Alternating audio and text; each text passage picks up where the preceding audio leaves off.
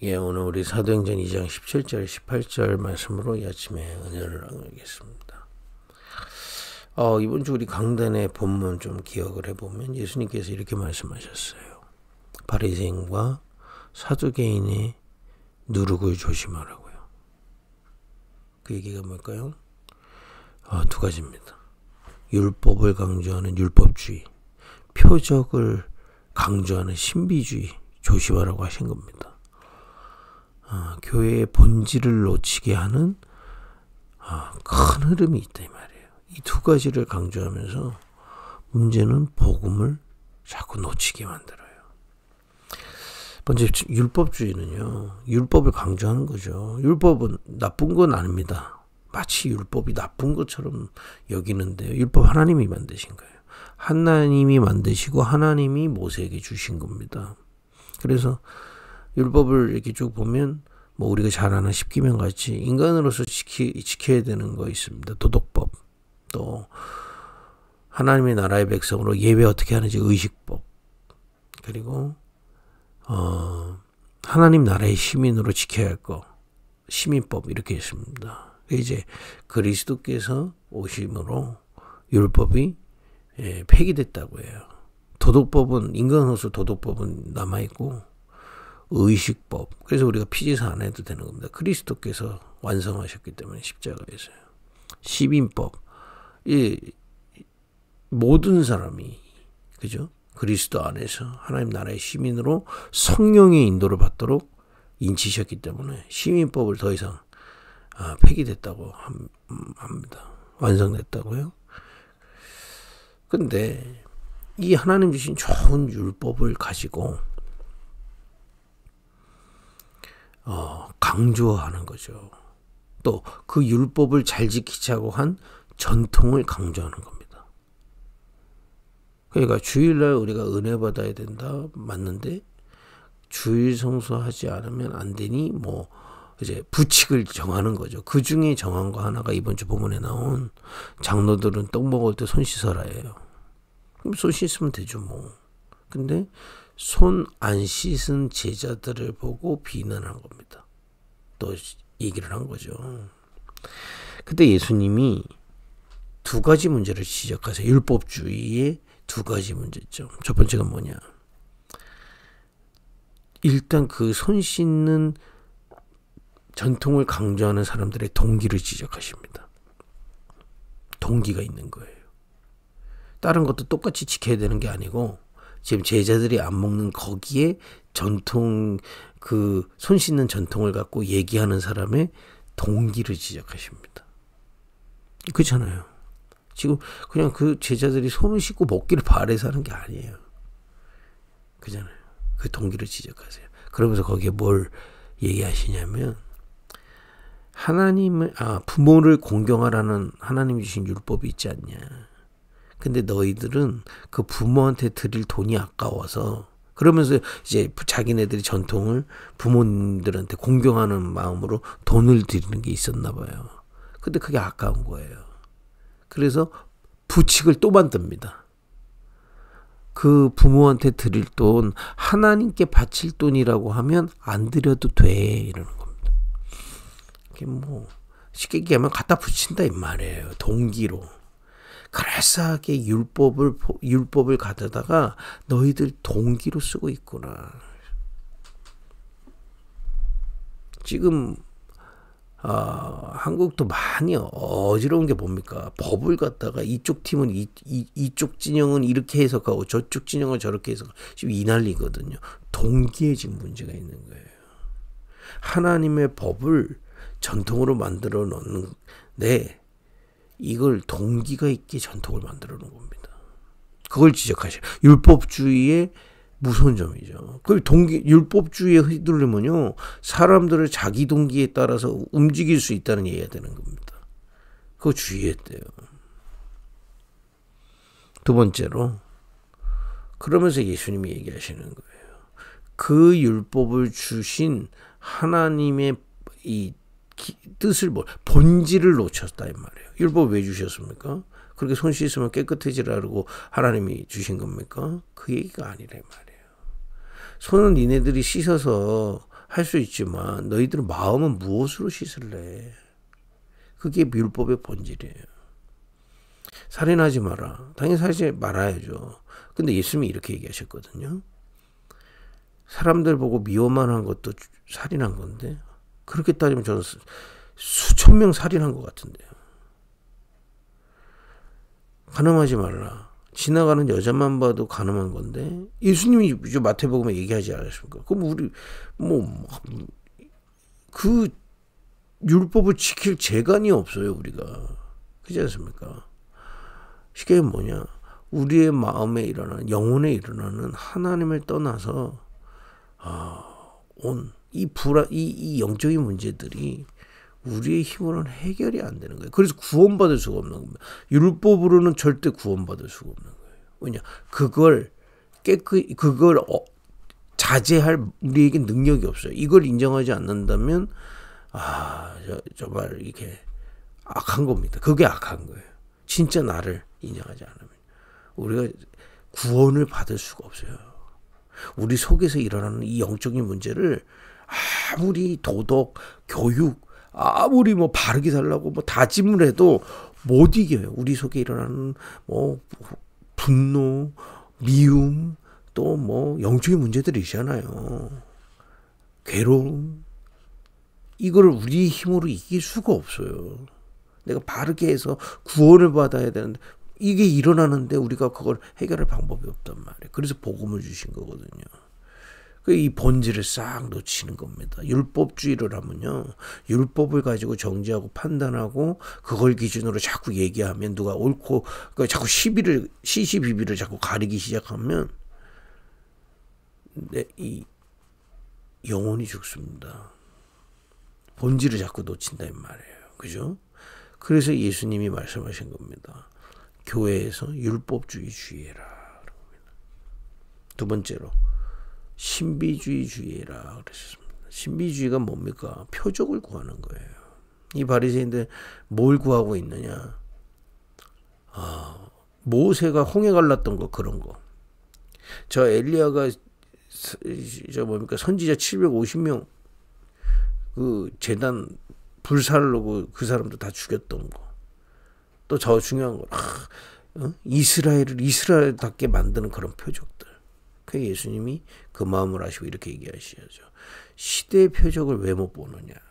시대의 표적이 뭡니까? 그러면서 이렇게 얘기하셔요. 요나가 뱃속에 들어갔다 나오는 그 표적밖에 내가 너희들한테 보여줄 거는 없어. 요나가 고기 뱃속에 3일 있다가 나왔거든요. 쉽게 얘기하면 예수님께서 십자가에 죽으시고 3일 만에 부활하실 것을 말씀하신 겁니다. 그러면서 시대의 표적을 왜 구분을 못하느냐. 도대체 시대의 표적이 뭔데요? 지금 홍해가 갈라지는 표적 기다리고 있는 이 사람들한테 시대의 표적이 뭘까? 안 보이는 겁니다. 시대의 표적이 뭡니까? 오늘 이번 주 본문에도 나와 있어요. 가나안 여인, 이방 여인인 것 같아요. 우상을 섬기다가 딸이 귀신에 시달리는 겁니다. 여러분 네피림병 많습니다. 이 대대로 무당 가문에 보면요, 이게 귀신이 이게 시달린단 말. 그 이제 병원에 가도 답이 안 나고 너무 괴로워서 무당한테 가 보면 무당돼야 된다는 겁니다. 이런 사람 많아요. 이런 사람들이 꼭 가는 코스가 있어요. 교회 한번 가봅니다. 근데 답을 못 줘요. 오늘 가나안 여인이 자기 딸이 귀신이 들려서 지금 엄청난 열병을 앓고 있는데 온 거예요. 왜 왔습니까? 그리스도께서 그리스도를 주인으로 모실 때 그 귀신의 문제에서 해방될 것을 믿고 온 거예요. 그래서 왔는데 사람들이 못 가게 하는 겁니다. 너 이방 여자인데 어떻게 저 예수님 만나냐? 근데 그 예수님 앞에 가서 뭐라 하시냐? 아니 자녀 이제 막 개들도 우리 집에 사는 개들도 주인의 음식 먹는데 내게 달라는 겁니다. 그리스도께서 주인이신데 내게 유대인 말고 저 같은 개 같은 이 이방인에게도 달라는 거예요. 그랬더니 예수님 믿음이 크도다 그러신 거예요. 그 그리스도를 주인으로 모실 때 흑암에서 건진받는 운명에서 해방받는 구원이 임하는 겁니다. 이 시대의 표적을 보고도 믿지 못하는 거예요. 그죠? 또 거기 뭐 나옵니까? 막 병든 자들, 운명에 갇혀서 내가 해결할 수 없는 문제에 고통받는 자들이 그리스도를 주인으로 모시고 주의 능력을 맛보는 장면들이 나오지 않습니까? 심지어는 굶주린 자들이 그 그리스도를 주인으로 모시고 함께 할 때, 그죠? 책임지시는 역사가 일어나고 있지 않습니까? 한마디로 뭡니까? 그리스도를 주인으로 모실 때 참 치유받는, 운명에서 해방받는 복음운동을 못 보고 있는 겁니다.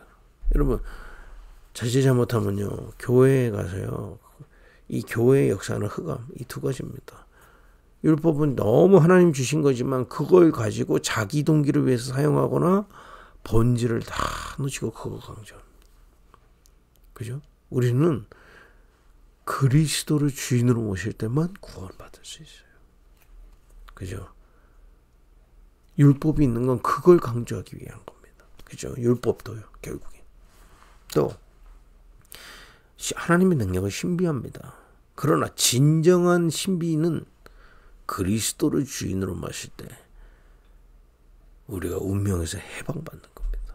그래서 우리는 복음을 강조해야 되는 겁니다. 그것도 그냥 복음을. 그래서 오직 복음이라는 거예요. 복음을 강조해야 돼. 그래야 이 운명에서 해방받는 참된 복음의 능력을 누릴 수 있다. 그 교회 본질은 뭐냐? 오직 복음이다 이 말이야. 목회자도 오직 복음, 중직자도 오직 복음, 그죠? 이런 언약을 굳게 붙잡기를 예수님을 축복드립니다. 오직 복음이 뭐냐? 이미 십자가에서 그리스도께서 우리를 위해 죽으심으로 우리는 십자가를 믿는 게 아니에요. 십자가의 능력을 믿는 겁니다. 하나님의 만나는 길은 이미 열렸습니다. 그죠? 믿는 자에게. 율법을 지켜서 열리는 게 아닙니다. 그리스도를 믿는 믿음으로. 그죠? 그 십자가의 능력을 믿는 믿음으로. 그리고 그 그리스도의 십자가의 능력을 믿는 자에게 흑암에서 벗어나는 하나님 왕의 능력이 임한다 이 말이에요. 사단의 일에서 멸하셨습니다. 그죠? 이미 믿는 자에게. 그리고 죄와 재앙은 끝났습니다. 이미 그리스도의 십자가의 능력으로. 그거 믿는 거예요. 여러분들에게 일어난 나쁜 일 더 이상 운명 아닙니다. 믿는 겁니다. 그죠? 그리스도의 능력을 믿는 겁니다. 그리고 지금 여러분 어떤 상황 속에 있어도 우리의 영혼은 하나님의 것입니다. 주님이 나를 다스리시고 말씀으로 역사하시고 은혜를 주십니다. 그래서 우리는 사람 의지하지 않는 겁니다. 설사 내가 노예로 잡혀갔다 하더라도 내 영혼은 주님의 것입니다. 그래서 우리는 사람을 의지하지 않는 겁니다. 저 사람이 나의 주인이 될 수 없어요. 내 영혼은 주님을 섬깁니다. 지금도 보호자에 계신 주님을 바라보는 거예요. 여러분들의 영혼은 주님의 것입니다. 그 고백. 주님이 나의 왕이요, 주님이 나의 선지자요, 주님이 나의 제사장 되셔서 은혜 주시는. 여러분 극한 말로 저 공산주의 속에서도 이 은혜 누릴 수 있다. 몸은 갇혀 있을지 몰라도, 몸은 자유가 없을지 몰라도 내 영혼은 주님을 섬깁니다. 그죠? 주님이 나의 왕이십니다. 선지자십니다. 제사장입니다. 그 믿음입니다. 이거 강조해야 돼요. 이때 참 자유를 맛보게 되어 있습니다. 어떤 환경 속에서도 이 비밀을 누리면 살아나게 되어 있어요. 분명합니다. 복음 강조해야 돼요. 율법을 못 지켰다. 그래서 그리스도 오셨고 십자가의 능력 굳게 붙잡으라. 그죠? 내게 있는 영적인 문제들 낙심하지 말고 지금 나를 다스리시는 주님 바라보는 겁니다. 오직 복음. 그리고 이 흑암의 현장에서 우리는 주의 성령이 함께 하시는 겁니다. 그죠? 현장은 성경 분명히 얘기하고 있어요. 세상 임금.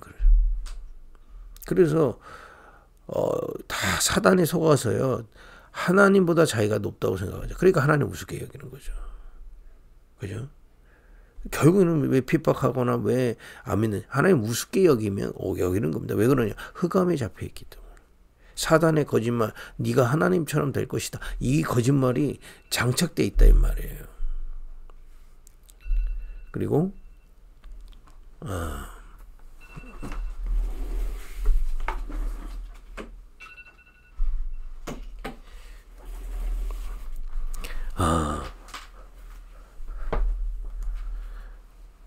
그런 현장 가운데 주의 성령은 우리와 함께 하시는 겁니다. 그거 믿는 거예요. 인도하시는 거예요. 역사하시고 계십니다. 믿음으로 가는 곳마다 하늘 군대를 동원하시고 흑암을 꺾으시고 주의 배경으로 우리에게 역사하십니다. 믿음으로. 그거 믿는 거예요. 그죠? 오늘도 여러분 있는 모든 이거 믿고 나가시기 바랍니다. 그래서 오늘 아침에 미리 기도하고 가는 거예요. 성령으로 인도하실 것을 믿으며 기도하는 거예요. 성령으로 역사하실 거 믿으며 기도하는 겁니다. 가는 곳마다 흑암이 무너질 거 믿으며 기도하고 가는 거예요. 이때 하나님은 중요한 계획을 여러분들한테 가지고 계십니다. 여러분 한 사람을 통해 그 현장의 흑암을 꺾으시고 거기에 하나님이 예비하신 구원받을 자들을 여러분들에게 붙이세요. 이 믿음 가지고 있는 자에게. 내가 전도하려는 사람이 아니라 이걸 가지고 있는 자에게 하나님은 전도할 수 있는 사람을 보내주시고 붙여주시고 전할 수 있도록 역사하시는 겁니다. 그리고 전도가 뭐냐? 이 비밀을 누리는 걸 증거했을 때 믿는 자. 하나님은 은혜 주시고 이게 믿어지는 사람, 믿음 가진 자.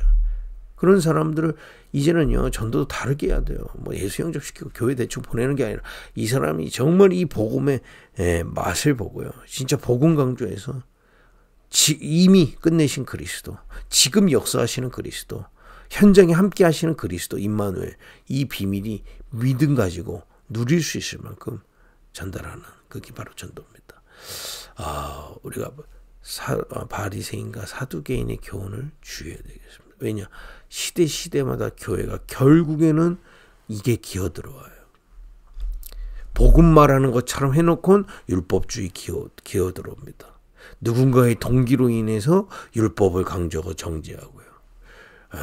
본질을 놓치고 결국에는 우리의 의로 구원받을 수 있다는 의미들이 자꾸 들어옵니다. 그리고 표적을 강조하면서 그리스도를 주인으로 모실 때 생명이 살아나고 운명에서 해방되는 참 복음의 운동은 자꾸 희미해져요. 그래서 우리는 아예 오직 복음만 강조하는 겁니다. 그죠? 오직 복음 속 여러분 사람이 좀 모질라도요. 오직 복음 붙잡고 기도하고 믿음으로 서다가 치유되는 게 중요한 겁니다. 그죠? 우리는 율법을 정죄하는 게 아니라 치유되도록 오직 복음 강조하는 겁니다. 또 운명에서 해방되도록 그리스도 강조하는 거예요. 이때 어떤 일이 일어납니까? 오늘 본문 사도행전 2장 17절 18절 보겠습니다.